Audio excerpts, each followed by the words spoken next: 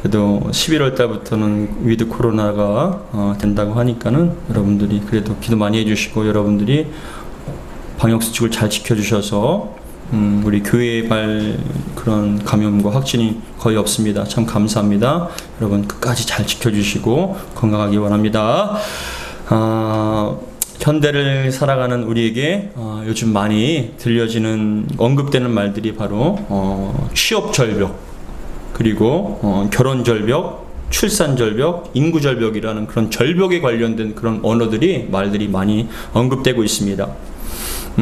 대학을 졸업하고 취업을 해야 할 20대 청년들이 일자리를 얻지 못하여서 취업에 대한 그런 절벽, 하지 못한다는 그런 빗대어서 하는 말이 취업 절벽이라고 얘기를 하고, 취업을 못하니까 돈을 벌지 못합니다. 돈이 없으니까 연애하지 못하고 결혼하지 못하니까 또 결혼 절벽이라는 얘기가 나오고, 결혼을 하더라도 워낙 아이를 키우는데 돈이 많이 드니까 아이를 낳는 것을 포기한, 그래서 출산 절벽이라는 말이 나오고, 출산에 대한 절벽이 나오다 보니까 인구 절벽이라는 언어가 또 나오고 있어요. 그래서 인구 데스크로스라는 그런 현상이라는 것이 있는데, 무엇이냐면은 2019년도 11월부터 지금까지 19개월 동안에 이어지는 현상인데, 이게 뭐냐면은 사망한 사람이 태어난 사람보다 많다는 얘기예요. 이게 전에는 사망한 사람보다 태어난 사람이 더 많았는데 2019년 11월부터 19개월째 그런 태어난 사람보다 사망한 사람이 더 많다는 거예요. 그러니까 판 통계에 보니까 3,519명이 더 많다는 거예요. 태어난 나이보다 돌아가신 분들이.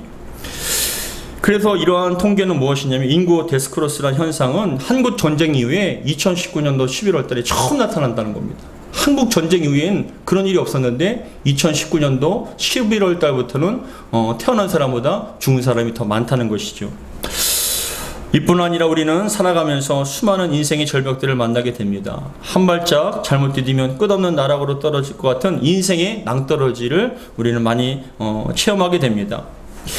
다음 그림 보시면은 개성 북쪽에 16km 정도에 북한에 보면은, 다음 그림 보세요. 맞습니까? 다음 그림. 이 개성 북쪽에 16km 정도의 천마산이라는 곳이 있답니다. 저는 못 가봤는데 천마산 아래 유명한 폭포가 있는데 그게 박연폭포랍니다. 이 박연폭포가 워낙 유명해서 많은 사람들이 찾는 관광 명소인데, 이 폭포를 향하여 가는 길에 두 절벽이 바라보는 그런 걸 만나게 된답니다. 근데 이 절벽과 절벽 사이가 한 1m 정도 된다는 거예요. 근데 많은 사람들이 이 1m만 건너면은 이 박연폭포를 볼 수 있는데, 그 절벽과 절벽 사이가 비록 1m지만 평지로 따지면 아이들도 건널 수 있는 게 1m인데, 그 곳은 떨어지면은 수십 미터가 되니까, 그 낭떠러지가 워낙 깊으니까 사람들이 1m가 되었음에도 불구하고 쉽게 건너지 못한다는 거예요. 그래서 그 바위의 이름을 뭐라고 얘기를 하냐면 결단의 바위라고 얘기합니다. 결단의 바위. 결단을 해야만 그것을 건널 수 있다라고 얘기를 한다는 거예요.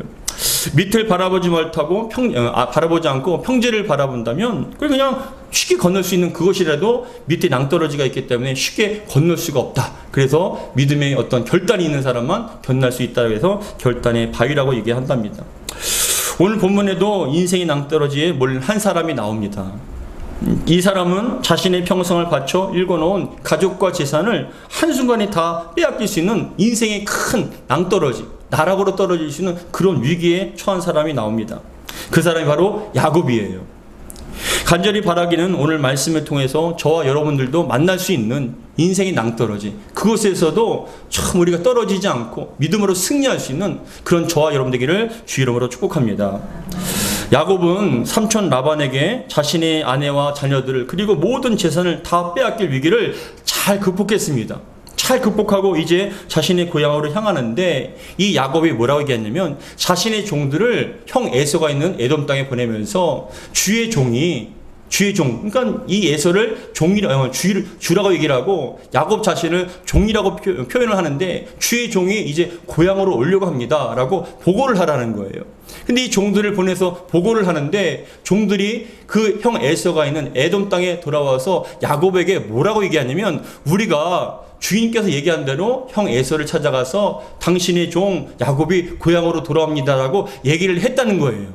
근데 그 이야기를 듣자마자 형 에서가 어떻게 반응을 했냐면은 형 에서만 오는 것이 아니라 무려 400명이나 되는 군대가 함께 온다는 거예요. 400명의 군사가 함께 온다는 거예요. 그러니까 그 얘기를 듣자마자 이 야곱이 벌벌벌 떨기 시작한 거예요. 우리 32장, 창세기 32장 6절 함께 읽겠습니다. 32장 6절 같이 읽겠습니다. 시작. 사자들이 야곱에게 돌아와 이르되 우리가 주의 형 에서에게 이른즉 그가 400명을 거느리고 주인을 만나려고 오더이다. 그냥 혼자 온 게 아니라 몇 명이요? 400명이나 군대를 이끌고 온다는 거예요. 근데 그 이야기를 듣자마자 이 야곱이 7절에 보니까 야곱이 심히 두렵고 답답하여 라고 표현을 합니다. 심히 두렵고 답답하여. 이게 죽을 지경이라는 얘기예요. 근데 왜 그러냐면 우리가 그 이유를 알아야 합니다. 20년 전에 야곱이 어떤 일을 했냐면은 형 에서와 아버지 이삭을 속여서 하나님의 자신의 장자권과 하나님의 축복권을 빼앗았죠. 우리 그걸 잘 알고 있지 않습니까? 하나님의 축복권과 장자권을 너무나 사모한 나머지 형에게 속여서 팥죽한 그릇으로 장자권을 빼앗았을 뿐만이 아니라 온몸에 양털을 입어서 형처럼 그렇게 속여서 아버지를, 앞이 잘 보이지 않는 아버지 이삭을 속여서 하나님의 축복권을 빼앗은 거예요. 그러니까 이 에서가 돌아왔을 때 그 축복권을 달라고 얘기하니까 야, 네 동생이 빼앗아 갔나 보다. 훔쳐갔나 보다 하고 얘기하니까 그 에서가 아버지 바지를 붙잡으면서 아버지 그래도 저에게 축복할 권세가 있지 않습니까? 축복권을 좀 달라고 축복해달라고 간절한 마음으로 막 기도하고 울부짖었는데 아버지가 뭐라고 하냐면 너에게 줄 축복은 없다고 얘기한 거예요. 그러니까 그 얘기를 듣자마자 야곱이 어떻게 행했냐면은 너무나 분노하여서 그 야곱을 죽이려고 했던 거예요. 너무나 분노가 나니까 죽이려고 했을 때 형이 죽이려고 한다는 소식을 듣고 그런 상황을 듣고 이 야곱이 죽음을 피해서 삼촌 라반 집에 도망간 거 아닙니까? 그로부터 20년 만에 오는데 그때의 기억이 생생하게 돋는 거예요. 아, 형님이 아직도 그때의 그런 분노를 풀지 못했구나. 나를 죽이려고 하는구나. 왜요? 혼자 오면 되지 400명이나 이끌고 올 필요는 없잖아요. 그러니까 일순간에 내 모든 것을 다 죽이려고 모든 것을 빼앗아 가려고 형이 이렇게 오는구나는 그런 생각 가운데 이 야곱이 벌벌벌 떨기 시작한 거예요. 근데 여러분 사실상 여러분 그겁니다. 사실상 지금 형 에서가 400명의 군대와 함께 온다는 것이 자신을 죽이려고 오는 것인지 아니면 보호하려고 오는 것인지 그건 진위는 파악하지 않은 상태이지만 그럼에도 불구하고 찔리는 게 있으니까 그때 당시를 갖다 찔리는 게 있으니까 야곱은 여러분 그때부터 죽을 것 같이 심히 답답하고 죽을 것 같습니다. 왜요? 평생토록 읽어왔던 것인데 삼촌 라반 집에 가서 여러분 아내 라헬과 레아를 얻기 위해서 무려 14년 동안 아무런 월급 받지 못하고 그냥 무임금으로 14년 동안 일을 했습니다. 자녀를 낳고 여러분 그렇게 했지만 무려 6년 동안 매일같이 삼촌은 그 야곱에게 그 월급을 제대로 주지 않고 많은 것들에 대해서 속였습니다. 그럼에도 불구하고 하나님의 은혜 가운데 그렇게 지금 많은 것을 얻었는데 한순간에 형에게 다 빼앗겼다는 그런 절망감 가운데 두려움 가운데 이 야곱은 두려워 떨기 시작한 겁니다. 그때부터 야곱은 또다시 머리를 쥐어짜며 계획을 세우기 시작합니다. 자신의 가족들을 아내와 그 첩을 앞에 두고 자식들을 앞에 두고 그 다음에 레아 그리고 첩과 자녀들을 앞에 두고 라헬과 그리고 요셉을 뒤에 둔 거예요. 자신의 재산과 종들을 나눠서 자녀들과 아내를 나눠서 만약에 형이 와서 우리 가족을 치면은 앞에 있는 사람이 죽는다 할지라도 뒤에 있는 한때는 또 도망가자 그런 식으로 생각을 한 거예요. 그런데 여러분 왜 그런 생각을 했냐면은 형 에서가 있는 에돔 땅은 지금 야곱이 있는 땅과 한 150km 정도 멀리 떨어져 있거든요. 그러니까는 형이 아직 오기 전에 우리가 그런 계획을 짜자. 머리를 짜서 여러분 그런 계획을 짠 겁니다. 그리고 난 다음에 또 어떻게 생각했냐면 형이 오기 전에 미리 가서 형에게 줄 선물을 준비하자는 거예요. 세 떼를 나누어서 형에게 이 선물을 줌을 통하여서 형이 그 선물을 받음을 통해서 마음이 좀 누그러지고 그 야곱을 향한 분노와 그런 분노가 죽이려고 하는 마음들이 좀 풀어진 다음에 마음을 녹인 다음에 형을 만나고 싶다라는 생각 가운데 그 선물을 준비한 거예요. 근데 그 선물의 여러분 규모가 엄청나요. 선물의 규모가 그냥 몇 마리가 아니라 엄청난 선물을 하는데 여러분 우리 14절과 15절 14절과 15절 한번 읽겠습니다. 14절과 15절입니다. 창세기 32장 14절과 15절 시작. 암염소가 200이요 순염소가 20이요 암양이 200이요 순양이 20이요 전나는 나타 30과 그 새끼요 암소가 40이요 황소가 10이요 암나귀가 20이요 그 새끼 나귀가 10이라. 여러분 다 합쳐서 550마리예요. 550마리. 근데 여러분 잘 봐보세요. 그 당시 낙타 한 마리가, 젖을 내는 암 낙타 한 마리가 거의 집 한 채 값입니다. 그만큼 비싼 것인데, 근데 그 암 낙타를, 전남 낙타를 30마리. 그리고 그 당시에는 숫소보다 암소가 더 비쌌거든요. 근데 그런 암소, 젖을 내고 새끼를 낳을 수 있는 암소를 여러분 20마리와 그 새끼를 주는 거예요. 합쳐서 550마리. 그것을 세 때 나눠서 그것을 형에게 선물로 주는 거예요. 근데 한 마리당 거의 200마리 꼴 아닙니까? 엄청난 선물이에요. 규모도 엄청난 겁니다. 근데 그것을 받을 때마다 종한테 뭐라고 얘기하면 주의 종 야곱이 주님께 드리는 선물입니다라고 얘기한다는 거예요. 뒤에 지금 가족들이 오고 있습니다. 그러니까 그거를 만날 때마다 야곱이, 예서가 물어보면 이게 뭐냐? 주의 종 야곱이 주인께 드리는 선물입니다라고 얘기하라는 거예요. 그러면 그것을 받고 이 녀석 나한테 그런 마음이 있네라고 좀 마음이 풀어지죠. 근데 또 가다 보면 또 다음 때가 오는 거예요. 이게 무슨 때냐 하니까는 주의 종 야곱이 어떻게 해요? 주인께 드리는 선물입니다. 그렇게 3번에 걸쳐서 좀 주면은 야곱이 좀 마음이 풀어지고, 예서가 좀 마음이 풀어져서 야곱을 기쁘게 맞아 줄 것 아닌가라는 그런 생각이 드는 거예요. 근데 여러분, 선물이 3대이고, 그리고 가족과 남아있는 재산들을 2대로 나눴습니다. 봐보세요. 1대, 2대, 3대, 4대, 5대. 이 5대라는 것은 여러분, 그 길이만큼 야곱이 에서에 대한 두려움을 상징하는 거예요. 아무리 많이 준비했어 할지라도 야곱은 에서에 대한 마음이 너무나 두렵고 겁이 나는 거예요. 여러분 잘 생각해 보세요. 누군가에게 다가가기 위해 여러분 무엇을 늘어뜨리고 있습니까? 여러분들이 그 사람의 마음을 얻기 위해서 무엇을 늘어뜨리고 계십니까? 때로는 돈으로, 때로는 어떤 말로써, 힘으로 사람들의 마음을 얻고 환심을 얻기 위해서 여러분 많은 것들을 쭉 늘어뜨리지만 그럼에도 불구하고 여러분 두렵고 힘들 때가 있지 않습니까? 사랑하는 성도 여러분, 우리는 누구의 마음을, 환심을 얻어야 될까요? 사람입니까? 아니면 하나님입니까? 하나님께서 여러분 마음에 들면, 여러분들이 하나님을 마음에 환심을 얻으면 다 책임져 주실 줄 믿으시기 바랍니다. 인간적인 생각으로 아무리 많은 것을 준비해도 두려움은 사라지지 않았어요. 그 걱정과 근심은 사라지지 않아요. 우리도 여러분 먹고 살기 위해서 많은 돈과 말과 힘과 여러 가지로 사람들에게 줄을 대고 환심을 얻으려고 하지만 그럼에도 불안한 것이 바로 우리 인생 아니겠습니까? 주님께 마음이 되시기를 주 여러분 축복합니다. 주님께서 책임져 주실 줄 믿습니다. 그런데 이 야곱이 그런 막대한 선물을 준비하는데도 하루를 보냈어요. 그런 다음에 밤에 세 때로 나뉜 예물 사절단을 보낸 다음에 밤이 되자 그는 야곱은 가족들과 함께 잠을 자는데 자다가 벌떡 일어난 거예요. 왜요? 잠이 오지 않았기 때문에. 그래서 그 가족들을 갖다가 어떻게 했냐면은 야 일어나라 우리가 약복강을 건너자라고 얘기하면서 그 가족과 모든 종들과 재물들을 데리고 약복강을 또 건너게 됩니다. 우리 21절 같이 읽겠습니다.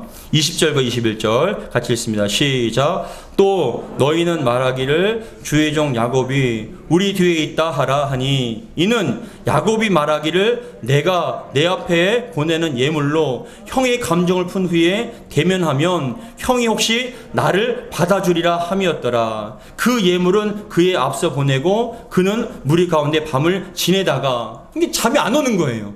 불안하죠. 보냈음에도 불구하고 불안하잖아요. 그러니까 벌떡 일어나서 뭐라 하면 야 우리 약복강을 건너자라고 가족들과 함께 얘기하는 거예요. 우리 22절 같이 읽겠습니다. 시작. 밤에 일어나 두 아내와 두 여종과 11 아들을 인도하여 약복나루를 건널세. 23절 그들을 인도하여 시내를 건너가게 하며 그의 소유도 건너가게 하고. 그런데 24절에 너무나 중요한 말씀이 나와요. 그런 가족과 재물과 모든 것을 종들을 다 약복강을 건너게 한 다음에 24절에 보니까 야곱은 홀로 남았더니 라고 얘기합니다. 다 보낸 다음에 야곱 혼자 남았다는 거예요. 저는 여러분 이 24절의 말씀 야곱은 홀로 남았더니란 이 말씀을 대할 때마다 우리 인생의 외로움을 느낍니다. 여러분, 주변에 사람이 많은 것처럼 보이고 또 가족이 있는 것처럼 보여도 참 신기하게도 어떤 때는 너무나 외로울 때가 있어요. 무엇이 있고 건강이 있고 가족이 있고 무엇이 있는 것처럼 보인다 할지라도 여러분, 그런 어떤 재물이 있는 것 같아 할지라도 어느 순간인가는 너무나 외로울 때가 있어요. 근데 여러분, 알고 보니까 인생이란 건 외로운 거예요. 너무나 외로워요. 어떤 것으로도 채워지지 않아요. 다 있는 것 같고 갖춰진 것 같아도 여러분, 한순간에 다 내려놓을 때가 있는 것이고 외로울 때가 있다는 거예요. 근데 여러분, 그렇게 홀로 남겨져 두려움에 떨던 그 야곱, 내가 이렇게 어떻게 이런 재물과 어떻게 가족을 구웠는데, 그렇게 삼천원대 속임을 받고 밤낮으로 자지 못하고 이렇게 열심히 얻었는데 어떻게 내 모든 재물과 가족과 모든 것을 다 한순간에 잃을 수 있다는 그런 절망감과 두려움 가운데 홀로 외롭게 떨고 있는 그 순간에 여러분, 어느 순간에 어떤 사람이, 낯선 사람이 야곱한테 다가오는 거예요. 다가오자마자 야곱을 붙잡고 그때부터 씨름을 하기 시작해요. 우리가 봤을 땐 씨름이란 건 우리가 한국 고유의 어떤 씨름처럼 생각하지만 원문을 보면 밀고 밀치는 어떤 다툼과 같은 그런 씨름을 시작한 겁니다. 우리 24절 같이 읽겠습니다. 시작. 야곱은 홀로 남았더니 어떤 사람이 날이 새도록 야곱과 씨름하다가, 그 사람이 낯선 사람이 당황했겠죠. 아니, 누군가 왜 나한테 시비를 걸어서 이렇게 다가와서 이렇게 씨름하는 건가 하는데, 씨름을 하다 보니까 야곱도 믿음 있는 사람이잖아요. 근데 야곱이 어떤 느낌이 들었냐면, 이 사람은 그냥 사람이 아니라 누구예요? 하나님의 사람이다. 하나님의 천사라는 그런 느낌이 온 거예요. 그러니까 그때부터 그 사람과 실갱이를 하기 시작하는 거예요. 근데 여러분, 막 실갱이를 하다가 이 하나님의 천사, 하나님의 사람이 야곱을 이기지 못함을 통해서 노라라고 얘기를 합니다. 근데 여러분, 근데 그 천사가 어떻게 하냐면 야곱을 이 엉치뼈와 다리가 있는, 허벅지가 있는 그 상간에 그 힘줄을 팍 쳐버려요. 탈골이 된 거예요. 그러니까 여러분, 그 고통 가운데 여러분, 이제 나라, 난 널 못 이기겠다 하면서 그냥 가겠다고 하시는 거예요. 우리 25절 같이 읽겠습니다. 25절입니다. 시작. 자기가 야곱을 이기지 못함을 보고 그가 야곱의 허벅지 관절을 치매 야곱의 허벅지 관절이 그 사람과 씨름할 때 어긋났더라 라고 말씀합니다. 그런데 여러분, 그렇게 어긋난 가운데 나라, 이제 가겠다라고 얘기하는데 날이 쓴다고 얘기하는 거예요. 이제 가겠다는 겁니다. 근데 야곱이 손을 못 놓는 거예요. 죽어도 못 놓는 거예요. 붙잡는 거예요. 왜요? 느낌상 이 사람을 보내면 자기는 죽게 됐다는 거예요. 그러니까 여러분, 그러한 고난과 어려움 가운데, 죽음의 공포 가운데 손을 놓지 못하는 거예요. 여러분, 그렇습니다. 우리의 인생에 낭떠러지에 취했을 때 여러분은 누구를 붙잡으시겠습니까? 사람을 붙잡으시겠습니까? 사람도 떠나고 물질도 다 사라지는 그 순간에 여러분들은 무엇을 붙잡겠습니까? 여러분 인생의 최대의 어려움 가운데 무엇을 붙잡겠습니까? 하나님을 붙잡으시기를 주 이름으로 축복합니다. 하나님을 붙잡을 때 우리는 살 수가 있는 거예요. 그래서 아무리 놓으라고 해도 놓지 못하는 거예요. 왜요? 놓으면 죽으니까. 왜요? 하나님 우리 생명줄이기 때문에, 하나님 우리 능력이기 때문에 그 하나님을 놓지 못하는 거예요. 여러분 가운데 지성에서 영성이라는 어떤 책을 읽어보셨습니까? 다음 그림 보시면 지성에서 영성이라는 책이 있는데, 그 책을 이어령 박사님이 지은 책이에요. 근데 이 책은 어떤 책이냐면은, 이어령이라는 박사님이 계시는데, 이분은 이화여대 교수였고 문화부 장관이셨어요, 우리나라. 그리고 88 올림픽 때 올림픽 행사를 자문하는 그러한 어떤 지성인이십니다. 원래 이어령 박사님은 이성주의와 지성주의에 굉장히 강했던 분이기 때문에 기독교를 비난하고 또한 성경을 비판하던 그런 분이셨어요. 그런데 그렇게 이성주의와 지성주의로 가득 똘똘 뭉친 이분이 2007년도에 세례를 받으셨어요. 예수 믿고 세례를 받은 거예요. 근데 왜 이분이 예수님 믿고 세례를 받게 됐냐면은 그겁니다. 그 이유는 그겁니다. 이분의 따님이 있어요. 근데 이 따님이 이민아 씨라는 분인데, 이 이민아 씨는 미국에서 정말 잘 나가는 검사였어요.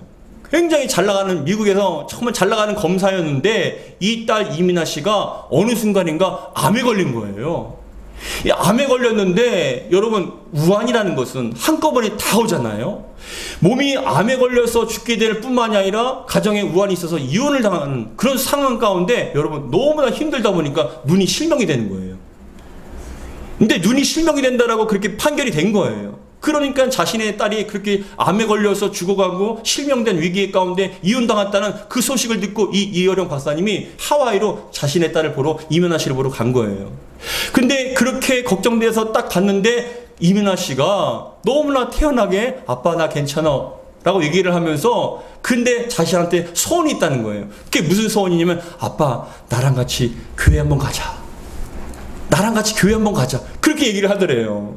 그러니까 이 이어령 씨가 이 이어령 박사님이 그래 사랑하는 딸이 그렇게 죽어가는 딸이 마음의 소원인데 한번 가주지 하고 생각해서 하와이에 있는 교회 작은 교회를 갔다는 거예요. 작은 교회였답니다. 근데 그 교회 가자마자 이 이어령 박사가 뭐라고 얘기하냐면 하나님 이라는 소리가 나오더래요. 하나님이라는 소리가 나오면서 뭐라고 얘기를 하냐면은 여러분 이게 정말 그 고백이에요. 잘 들어보세요. 이 이어령 박사님이 뭐라고 하나님 앞에 기도를 했냐면 그렇게 얘기했답니다. 하나님 저와 계약 하나 합시다. 하나님한테 하나님 저와 계약 하나 합시다 라고 얘기를 하면서 만일 우리 딸이 정말 세상을 볼 수 있다면 그때부터 제가 우리 딸이 살아나고 눈이 실명되지 않는다면 그때부터 제가 가진 모든 능력 즉 글 쓰는 능력과 그런 언변들을 입담을 하나님 위해서 쓰겠다라고 이렇게 고백을 했더래요. 하나님 제가 있는 가정 모든 지식과 모든 글 쓰는 능력과 그 입의 모든 입담을 다 하나님의 영광을 위해서 쓰겠습니다라고 그렇게 고백을 했대요. 근데 여러분 이민아 씨가 고쳐졌어요. 할렐루야. 신명도 되지 않았어요. 그러니까 서울대병원에 와서 보니까는 의사들이 깜짝 놀라더래요. 어떻게 이게 날 수가 있는가. 암병이 다 사라지고 실명력에서 다 고쳐졌다는 거예요. 근데 그 이민아 씨가 결국은 목사님이 됐어요. 그런 다음에 그 다음부터는 이분이 뭐라고 고백을 하냐면은 그렇게 했답니다. 예수님 믿고 세례를 받는데 이현호 박사님이 그렇게 고백을 했어요. 내가 가장 사랑하는 딸을 아버지인 내가 못해준 것을 해주시는 하나님이 얼마나 굉장하냐. 내가 못해주는 것을 해주신 하나님이 얼마나 위대하냐. 나도 신앙을 갖겠다. 아무리 사랑해도 해줄 수가 없잖아요. 근데 그 하나님은 사랑하는 딸을 고쳐주시고 낫게 해주시고 볼 수 있게 해주셨으니 하나님 얼마나 위대하고 굉장하냐면서 나도 예수를 믿겠다 하고 세례를 받았다는 거예요. 여러분 그런데 이 이민아 씨가 2012년도 3월 15일 날 하나님의 부름 받아서 소천했습니다. 근데 아버지를 구원하고 들어간 거예요. 아버지를 구원하고 소천한 거예요. 여러분 근데 잘 봐보세요.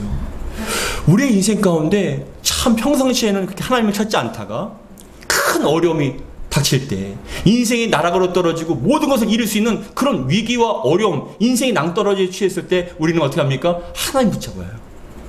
평상시에 하나님 붙잡지도 않았던 사람들이 큰 위기와 어려움 가운데 모든 것을 잃을 수 있는 절대절명의 그 상황 가운데 우리가 할 수 있는 건 하나님 붙잡는 거예요.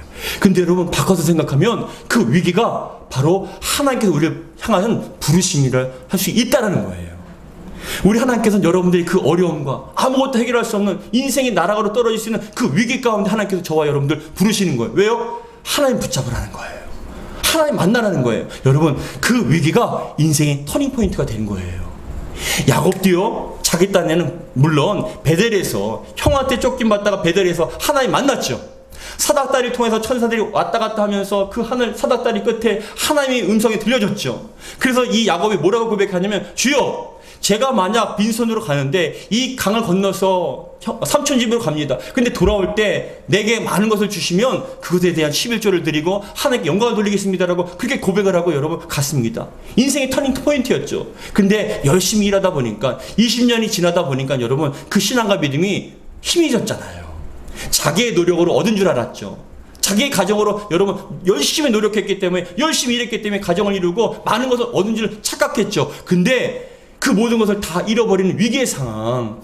형 에서와 400명의 군대가 왔을 때 모든 걸 다 송두리째 잃어버리고 자신도 죽을 것 같은 그런 위기의 상황이 되니까 그때서 또다시 깨닫게 되는 거예요. 아 내가 한 것이 아니라 하나님께서 하신 거구나. 하나님께서 붙잡아 주시고 축복하시니까 이걸 누릴 수 있는 거구나. 그걸 깨닫게 되니까 하나님 붙잡는 거예요. 홀로 되었을 때 그 위기의 상황 가운데 깨닫게 됩니다. 그것이 여러분 우리에겐 축복인 거예요. 삶의 여러분 인생이 낭떠러지에 취했습니까? 한 발짝만 잘못 뛰지만 여러분 떨어질 것 같습니까? 두렵습니까? 그때가 여러분 기회인 줄 믿으시기 바랍니다. 인생의 터닝포인트예요. 어떤 터닝포인트요? 하나님 만날 수 있는 기회예요. 그 신앙에 대한, 하나님에 대한 체험에 대한 아름다운 기회인 것입니다. 사랑하는 성도 여러분, 앞에 처음 말씀을 드렸던 것처럼 결단의 바위가 있습니다. 우리가 그런 위기를 만났을 때 어떻게 합니까? 하나님 붙잡으시기를 주님 축원합니다. 믿음으로 나아가기 바랍니다. 그러면 책임져 주실 줄 믿습니다. 근데 이 야곱이 밤새도록 씨름을 합니다. 놓지 못합니다. 근데 여러분, 그 사람이 얘기합니다. 날 놔라! 내가 가야 된다 하니까는 야곱이 얘기합니다. 주여, 저를 축복하지 않으면 이 손을 못 놓겠습니다. 저 살려주세요. 이 손 놓으면 저 죽습니다. 축복해 주셔야 됩니다. 그렇게 고백을 하는 거예요. 여러분, 28절 같이 한번 읽겠습니다. 26절 같이 읽겠습니다. 시작. 그가 이르되 날이 세려하니 나로 가게 하라. 야곱이 이르되 당신이 내게 축복하지 아니하면 가게 하지 아니하겠나이다. 27절 같이 읽습니다. 시작. 그 사람이 그에게 이르되 내 이름이 무엇이냐? 그가 이르되 야곱이니이다. 28절. 그가 이르되 내 이름을 다시는 야곱이라 부를 것이 아니요 이스라엘이라 부를 것이니 이는 내가 하나님과 및 사람들과 겨루어 이겼습니다. 여러분, 여기서 개역 성경에서는 하나님과 사람들과 겨루어 이겼다라고 얘기하지만 히브리어 원문에는 어떤 의미가 있냐면 이겼다는 거예요. 겨루어 이겼다. 그런 뜻이에요. 여러분 봐보세요. 하나님께서 야곱을 이스라엘 되게 해주셔요. 야곱이란 뜻이 뭐냐면 속임수란 뜻입니다. 발목을 붙잡는다는 뜻이에요. 근데 이스라엘은 이겼다라는 뜻이거든요. 겨루어 이겼다. 평생토록 다른 사람의 속였고 발목을 붙잡아야 여러분 사는 인생이었어요. 다른 사람을 넘어뜨려만 내가 이기는 인생이었습니다. 살아갈 수 있었습니다. 근데 하나님께 뭐라고 얘기합니까? 이제는 다른 사람을 넘어뜨리지 마라. 속이지 마라. 하나님께서 책임져 주신다. 하나님께서 이기게 하신다. 야곱을 이스라엘 되게 해주신 거예요. 할렐루야. 사랑하는 성도 여러분, 지금까지 여러분 남을 속여야 했습니까? 남을 넘어뜨려야 했습니까? 내 힘과 능력으로 여러분 살아가는 것처럼 보였습니까? 야곱에서 이스라엘로 바뀌어지기를 주 이름으로 축복합니다. 하나님께 함께 하심을 통해 우리는 승리하는 거예요. 이기는 거예요. 누구를 속일 필요도 없습니다. 넘어뜨릴 필요도 없어요. 주님께서 이기게 해주시는 거예요. 그게 바로 이스라엘이에요. 사랑하는 성도 여러분, 위기가 기회가 되었습니다. 야곱이 이스라엘이 되었습니다. 여러분 인생 가운데 낭떠러지와 같은 그 죽음의 상황인데 여러분 정말 야곱에서 이스라엘로 바뀌어지는 복된 기회가 되기를 주 이름으로 축복합니다. 그랬을 때 29절에 보니까 야곱이 뭐라고 얘기하면 주여 누구십니까? 당신의 이름을 알고 싶습니다라고 얘기합니다. 우리 29절 같이 읽겠습니다. 시작. 야곱이 청하여 이르되 당신의 이름을 알려주소서. 그 사람이 이르되 어찌하여 내 이름을 묻느냐 하고 거기서 뭐라요? 야곱을 축복한지라. 할렐루야. 너는 걱정하지 마. 이기게 할 거야. 그렇게 축복을 받으니까 여러분 30절에 보니까 여러분 중요한 말씀이 있어요. 30절 같이 읽겠습니다. 시작. 그러므로 야곱이 그곳 이름을 브니엘이라 하였으니 브니엘이라는 건 뭐냐면 하나님의 얼굴이라는 뜻이에요. 엘이라는 것은 하나님을 얘기하는 거거든요. 근데 브니엘 하나님의 얼굴을 만났다는 것입니다. 여러분 할렐루야. 위기가 기회잖아요. 하나님 만날 수 있는 기회지 않습니까? 근데 브니엘이라 하였으니 그가부터 시작. 그가 이르기를 내가 하나님과 대면하여 보았으나 내 생명이 보존되었다 함이었더라. 31절 시작. 그가 브니엘을 지날 때에 해가 돋았고 그의 허벅다리가 말미암아 절었더라. 여러분 이게 굉장히 중요한 상징성을 나타내는 거예요. 뭐냐면 31절에 보니까 그렇게 하나님의 사람과 천사와 씨름하다 보니까 어떻게 돼요? 어둠이 지나고 해가 돋았어요. 우리의 인생에 어둠이 들어올 수 있어요. 질과 같은 어둠 가운데 방황할 수 있습니다. 근데 하나님과 붙잡고 씨름하다 보니까 어둠은 사라지고 해가 돋은 거예요. 여러분 심령 가운데, 여러분 가정 가운데, 우리 교회 가운데 이런 은혜가 있기를 주로 축복합니다. 하나님 붙잡고 씨름하다 보니까, 기도하다 보니까 어둠은 사라집니다. 두려움은 사라집니다. 찬란한 빛이 우리의 심령과 가정 가운데 임하게 되는 것입니다. 할렐루야. 더 나가서 여러분 어떻게 되냐? 이 야곱이 그의 허벅다리로 말미암아 절었다라고 얘기하는데 여러분 조금 삔 게 아니에요. 탈골이 된 거예요. 힘줄이 끊어진 거예요. 뭐냐? 제대로 걸을 수 없으니까 지팡이를 짚고 그때부터 의지하며 살아가는 거예요. 지금까지는 내 힘으로 살았습니다. 내 능력으로 산 것처럼 착각했습니다. 근데 맞고 나니까 절었습니다. 지팡이를 의지하는 삶이 하나님을 의지하는 삶이에요. 그것이 바로 야곱에서 이스라엘로 바뀌어진 축복입니다. 사랑하는 성도 여러분, 지금까지 여러분들이 누군가를 속이고 누군가의 어떤 노력으로 살았습니까? 이스라엘 되기를 주의 이름으로 축복합니다. 영적 이스라엘 되기 바랍니다. 근데 그 이스라엘은 어떤 사람입니까? 하나님 아니면 살 수 없는, 그 지팡이를 의지하고 하나님 의지하는 그런 인생이야말로 참된 이스라엘의 삶이라는 것입니다. 그런 의미에서 우리 31절, 32절 같이 읽고 마치겠습니다. 시작. 그가 분예를 지날 때에 해가 돋았고 그의 허벅다리로 말미암아 절었더라. 그 사람이 야곱의 허벅지 관절에 있는 둔부의 힘줄을 쳤으므로 이스라엘 사람들이 지금까지 허벅지 관절에 있는 둔부의 힘줄을 먹지 아니하였더라. 끊어지게 만든 거예요. 그러니까 그때부터 접니다. 지팡이 의지하며 평생토록 살아갔던 것처럼, 사랑하는 성도 여러분, 주님만 의지하고 살기를 주의 이름으로 축복합니다. 주님이 아니면 살 수 없습니다. 인생의 길을 걸어갈 수 없습니다. 그렇게 되었을 때 주님께서 여러분들 축복해 주실 줄 믿습니다. 마음의 담대함을 갖고 겨루어 이겼던 그런 자신감을 갖고 형 에서를 만났을 때 더 이상 두려움의 대상이 아니에요. 기쁨의 대상이었고 기쁨으로 맞이하게 되었습니다. 근데 정말 놀랍죠? 그렇게 두려웠던 형 에서가 야곱을 보자마자 나 선물 필요 없다 야곱아, 나한테도 돈 많다. 그러면서 여러분 20년 전의 일을 다 까먹게 읽고 야곱을 눈물로서 형이 탁 깨어났던 것처럼, 사랑하는 성도 여러분, 걱정하지 마세요. 주님 마음만 여러분 환심 얻기를 주의 이름으로 축복합니다. 주님 마음에 들면 관계도 회복되고 삶도 회복되고 모든 것이 아름답게 회복될 줄 믿으시기 바랍니다. 그런 인생 사기를 주의 이름으로 축복합니다. 기도하겠습니다. 아버지 하나님 감사드립니다.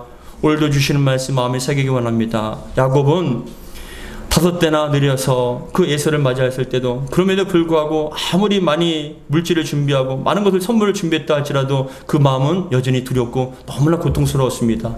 우리의 인생도 때로는 누군가에게 마음을 얻기 위해서, 환심을 사기 위해서 돈과 물질과 말과 많은 것으로 환심을 사려고 하지만, 그러나 우리가 하나님의 마음을 얻어야 될 줄 믿습니다. 인생이 낭떠러지에 취했을 때 정말 우리가 믿음으로 살 것인가를 항상 결단해야 될 때 하나님, 우리가 주님을 택하게 하시고 주님을 붙잡게 하시고 믿음으로 승리할 수 있도록 도와 주옵소서. 지금까지는 우리가 야곱과 같은 인생이었으나 이제는 이스라엘과 같은 인생 되게 도와 주시고 주님을 의지하는 복된 인생 될 수 있도록 도와 주시옵소서. 우리 주 예수 그리스도로 기도하옵나이다. 아멘.